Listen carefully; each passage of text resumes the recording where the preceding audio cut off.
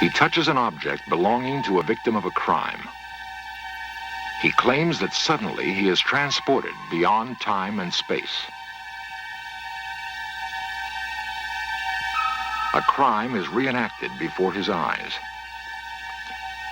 He says he's reliving a moment in the past, in a place he's never seen before, with people he does not know.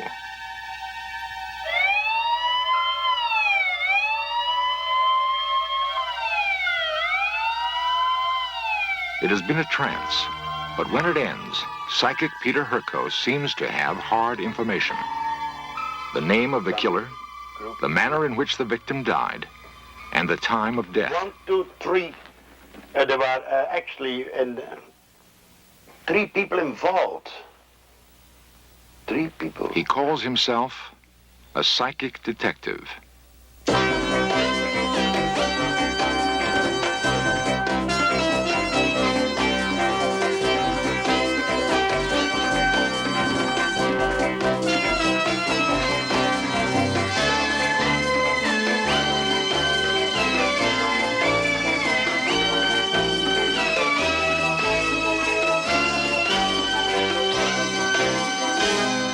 Can ESP be used to fight crime and locate missing persons?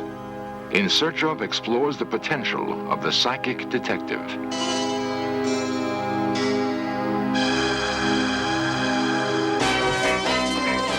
This series presents information based in part on theory and conjecture. The producer's purpose is to suggest some possible explanations, but not necessarily the only ones, to the mysteries we will examine.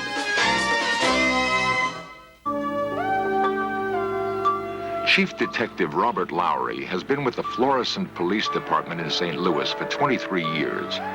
For Lowry and detectives like him, the routine of casework follows the long-established techniques of following leads, gathering evidence, and questioning witnesses.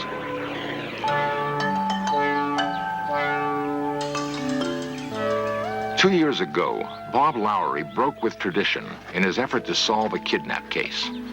The manager of a local store was reported missing, and after 3 weeks of investigation, Lowry could find no reason for his disappearance and no clues to his whereabouts. He was persuaded to try a new and strikingly unconventional investigative tool. We conducted a very extensive investigation. We exhausted all leads, and it was brought to my attention by a member of the television news media that we could possibly call in a psychic. My reaction to it at first, of course, is that I'm a police officer, and police officers deal with fact, and I wasn't too receptive to this idea. But I agreed to it after the family members indicated their desire.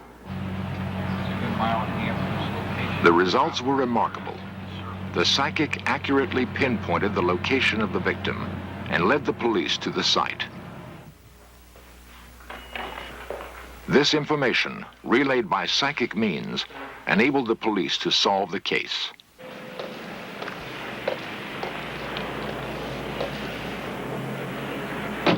Extrasensory perception is the power of the mind to reach across time and space in a way that seems impossible. To know a thought when it has not been spoken. To see an event that has happened in a distant place. Scientists acknowledge that it exists, but don't understand how it works. Some believe it can be harnessed for practical use, and one way may be in the fight against crime. There are psychic detectives all over the country.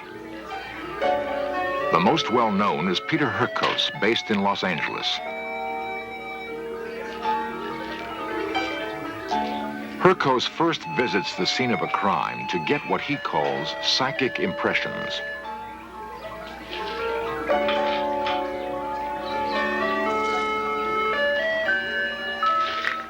He handles personal possessions in an attempt to identify with the victim.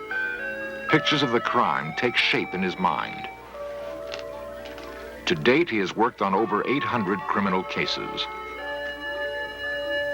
In Chicago, psychic Irene Hughes has received commendations from police for her efforts in helping them solve no less than 15 murder cases. In St. Louis, Bevy Yeagers is earning a reputation as a psychic detective. Okay. Okay, we're going to be working on the Franzak case again tonight, and there are a couple of you here who haven't really done too much on this. I'm going to try to fill you in just a little bit. We have gotten into this case May the 25th, I think is the day that we were called in on it, and we were working on it. Bevy is a housewife and mother of 6. Her attitude about ESP is unique in that she believes everybody has the potential for it. The astrology department seems to feel that there was a plot involving... 6 years ago, she founded a psychic rescue squad for the purpose of locating missing persons. Members of the squad hold down normal 9-to-5 jobs and meet in the evenings for casework. They have proved themselves so effective that they have qualified as licensed private detectives. Gotten a chance to work on it yet. A private detective agency is in itself kind of mysterious to the public, I suppose, and a private detective agency composed of psychics would be doubly so or more. We've had quite a job to do, as a matter of fact, in getting people to understand that we're not a bunch of mysterious kooks running around in robes, calling down forces from the planet Mars to solve cases. At this particular time, there are about 18 of us in the metropolitan St. Louis area, and there are approximately 25 more around the country that have been trained by me. Because I have a picture of a... Each member of the squad brings his own specialty to the art of solving crime. People like Phyllis Deggendorf, a graduate student of nearby George Washington University. She claims that by meditating, she can relive the moment of the crime. I tune in very quickly to pain. I start getting feelings whenever I'm holding an object. Then it will develop into mental pictures. I still don't pick up death. Lillian, does the chart say death to you? Yeah. It says death. I just don't. Bevy, did they ever find out what cult or what semi-religious Indian group was associated with this case? Judith Krause uses a technique called psychometry. Okay, I started it, son. It's your turn. A housewife and mother, she claims that by holding an object belonging to the victim, she can identify with his experience. I learned to note down all my feelings that I get when I am holding something that belonged to a victim, because a lot of times those will be a clue. They feel it may be even... Judith and her husband Bob have been members of the squad for 2 years. this kind of thing. The National Star is looking into that, and they're going to let us know, yes. Bob Krause feels his unique skill is the ability to pinpoint the location of a crime. Bob is a music teacher at a local high school.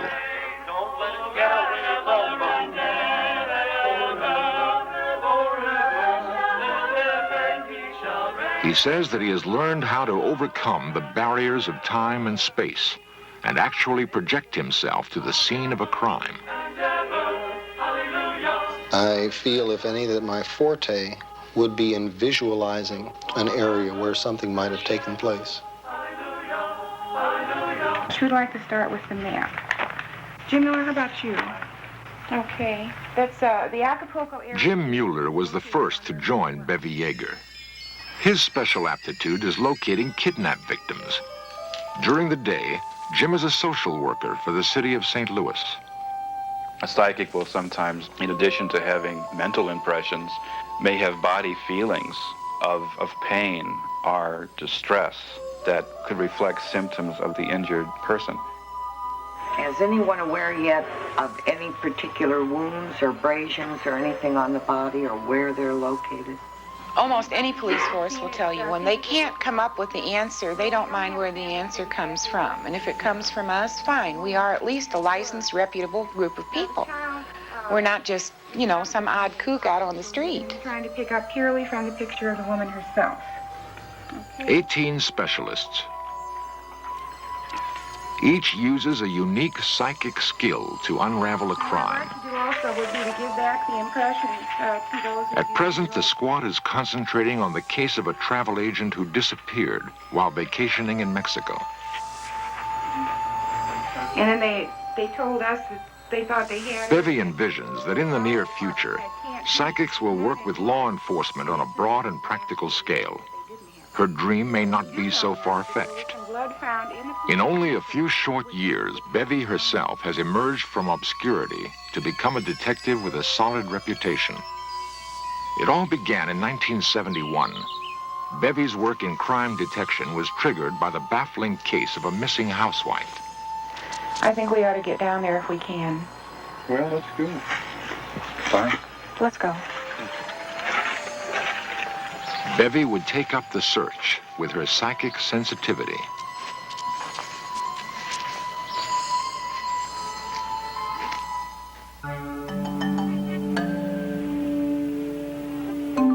In 1971, the St. Louis police were baffled by the case of a missing woman named Sally Lucas. Known by her friends as a loving wife and devoted mother, she vanished from her comfortable suburban home without a trace. Every year, close to 80,000 people disappear, seemingly without motive.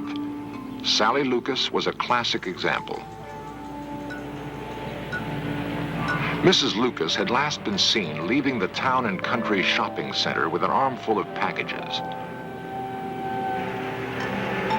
Detectives spent frustrating hours piecing together her last day. They suspected foul play. Police had scoured St. Louis but could find no clues to her whereabouts. 3 weeks from the day that Sally Lucas disappeared, Bevy Yeagers contacted the St. Louis Globe-Democrat, one of the city's leading newspapers. She had a hunch. Bill Fustel, the city editor, remembers her call well. So, police were at a dead end. There have been no evidence turned up. I'm not sure psychics are always accurate, but I do think that there is something to this. She touched some garments and a powder puff of the missing woman. And she said at that time that she described the woman whom she did not previously know. She described her fairly accurately: short hair, short of stature, didn't smoke much. And she said she got a picture of some policemen bending over the car near a large body of water. The next day, Mrs. Lucas' car was found on the Gulf of Mexico. I called Lieutenant Kiriakis, and I said, I want to do something unusual, if we can do it. And he said, what? And I said, I want to bring the psychic out and let her sit in this car and see what kind of impressions she obtains. Lieutenant Kiriakis has been with the St. Louis police for 18 years. The veteran detective was taken aback that Fustel wanted to bring a psychic into the case. Well, my real feeling was that he's got to be kidding or he's putting me on just a little bit. I really didn't think he was honestly serious at the time, but he was. But Mrs. Yeager asked if she could sit in the car. I kind of sat back and I thought, boy, this is really going to be something. I'll be surprised if anything comes out of this. Psychics claim to be able to receive vivid impressions through the sense of touch.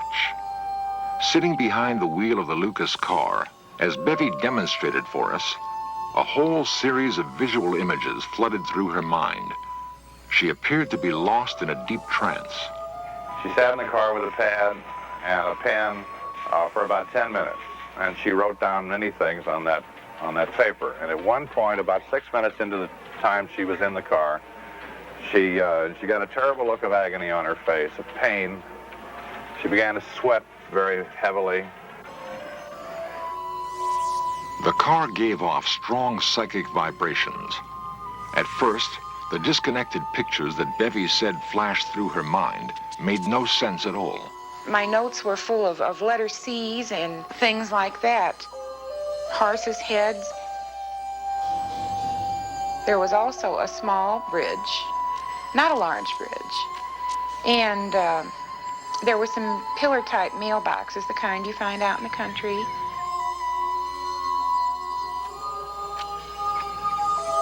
I was leaning forward to either put the key in the lock or pull it out of. And as I did that, I was struck a very, very severe blow on the right side of the head. When I was out of the car, they handed me her car keys. And at that time, it broke me up completely. I couldn't go on with it at all because I then realized from holding her keys that she had not been dead when she was taken out of the car and flung into the ditch. She was still alive. I think one of her first comments was that she felt an intense pain to the right side of her head. And then the other impression was water and a bridge and an airport. And then one of the last impressions was that of a horse, or something to do with a horse. The clarity of Bevy's vision compelled her to personally take up the search. She reasoned that the best place to begin was the locale that most closely matched her psychic impressions.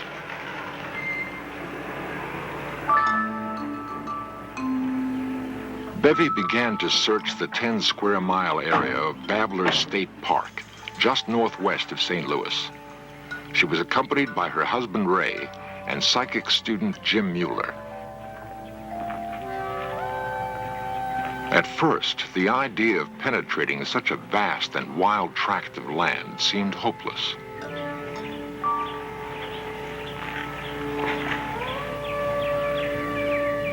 Hey, Ray. Hey, Jim, come here a minute. I feel some kind of pull out in that direction. Not right here, but like way over, down there. Can we get there from here? Yes, roundabout, but we can get there. Well, okay. Well, I think that's right. Let's go. Yeah, let's go.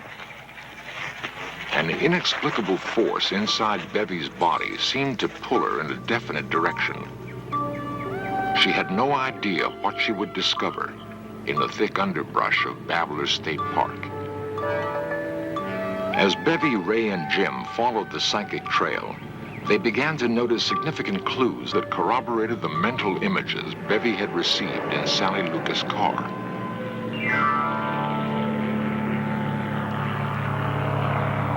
A small airport called the Spirit of St. Louis was less than 2 miles away.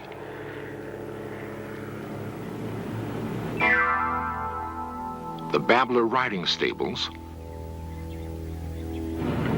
then the road sign, Wild Horse Creek, intersecting Highway C. Could this have been the C that kept appearing in Bevy's notes? A row of pillar mailboxes confirmed that she was heading in the right direction. And then, the final clue, one that came chillingly close to her psychic vision. Now, there's a bridge up ahead. Maybe that's the place we ought to stop. But the creek looks like it's crossing the road. Just pull on past the bridge. Maybe we ought to look this place over here.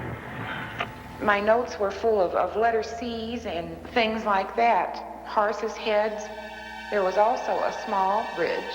And there were some pillar-type mailboxes, the kind you find out in the country.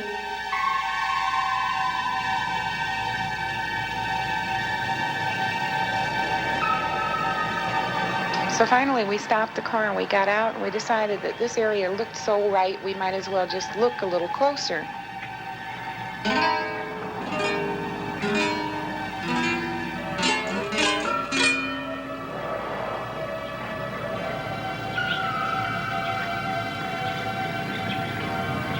The terrain just looked right. It felt right.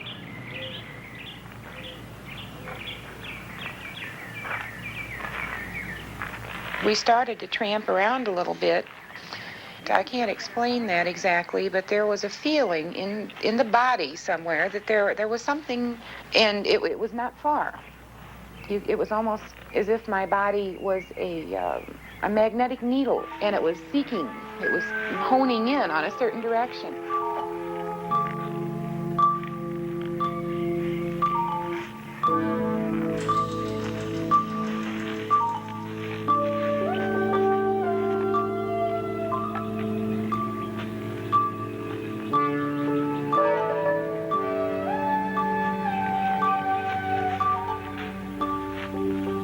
The date was September 4th, 1971. They searched until the light became too dim to see any longer. Bevy was sure she was within a hair's breadth of finding the body and planned to return to the site the next morning. But the following day, a torrential rainstorm hit St. Louis and prevented Bevy from continuing her search. 2 days later, Mrs. Lucas' body was washed out of a gully in Wild Horse Creek. The body was less than 150 feet from where Bevy Yeagers had been searching.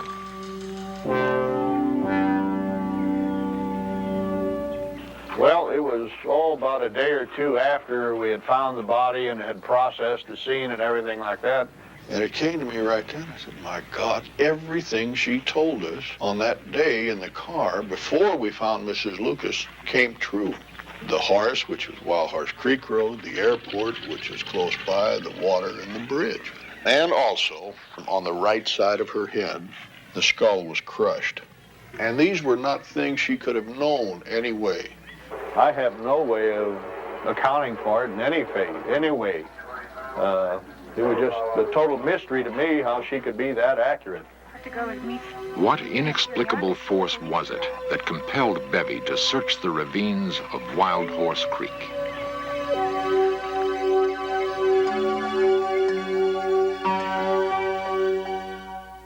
Sandy Franzak is an American girl from our city who was with a group of travel agents going down to Acapulco. It's right on Bevy and the Psychic Rescue Squad are continuing their casework on a national level.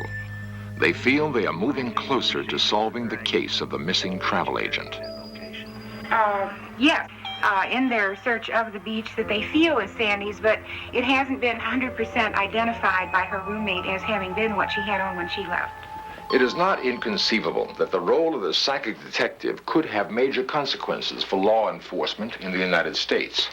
If the technique of using ESP to pinpoint crime and ferret out criminals can be developed on a broad and practical scale, it may become a deterrent to anyone contemplating a criminal act.